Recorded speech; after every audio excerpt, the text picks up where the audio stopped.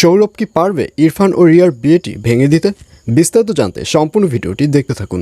আসসালামু আলাইকুম প্রিয় দর্শক, সবার কি অবস্থা? হাজির হয়ে গেলাম দীপ্ত টিভির নিবেদিত দেনা পাওনা নাটকের 249তম পর্বে কী সব ঘটতে চলছে তার অগ্রিম খবর নিয়ে।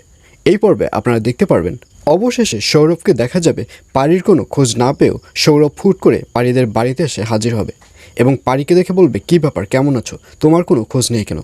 তখন পারি বলবে, আসলে আমি একটু বিয়ের ঝামেলা নিয়ে ব্যস্ত রয়েছি। আর এই কথা শুনে সৌরভ বলবে, কী বিয়ের ঝামেলা? আর ঠিক তখনই ওখানে রিয়া এসে হাজির হবে। রিয়া এসে বলবে, কী ব্যাপার, কেউ?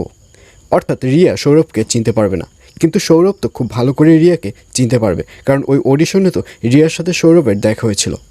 আর এই কথা শুনে পারি বলবে, আসলে রিয়া, আমি সৌরভকে এখানে ইনভাইট করেছি, তোমাদের বিয়ে বলে কথা। আর এই কথা শুনে রিয়াকে দেখা যাবে সে উপরে চলে যাবে।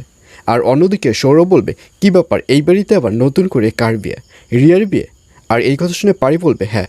তখন সৌরভ বলবে, রিয়ার আবার এই বাড়ির কোন ছেলের সাথে বিয়ে? তখন পারি বলবে, রিয়ার বিয়ে ইরফানের সাথে।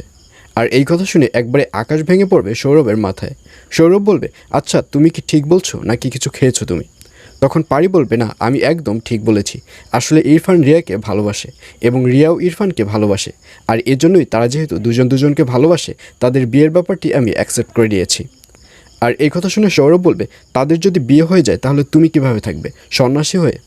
তখন পারি বলবে, আমি কিভাবে থাকবো সেটা জানি না, তবে আমি খুব ভালোই থাকবো। আর এই কথা শুনে সৌরভ বলবে, না, তুমি ভালো থাকবে না, সেটা আমি খুব ভালো করেই জানি। যত যাই হোক না কেন, আমি তোমার পাশে কিন্তু অলওয়েজ আছি। এইসব বলতে দেখা যাবে সৌরভকে।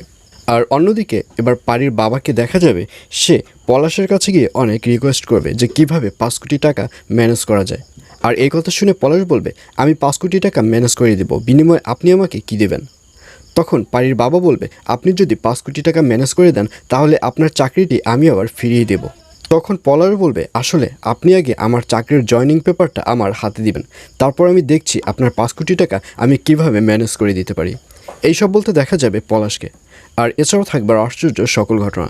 সুতরাং সবাইকে দেনা পাওনা নাটকের আগামী পর্ব দেখার আমন্ত্রণ রইল।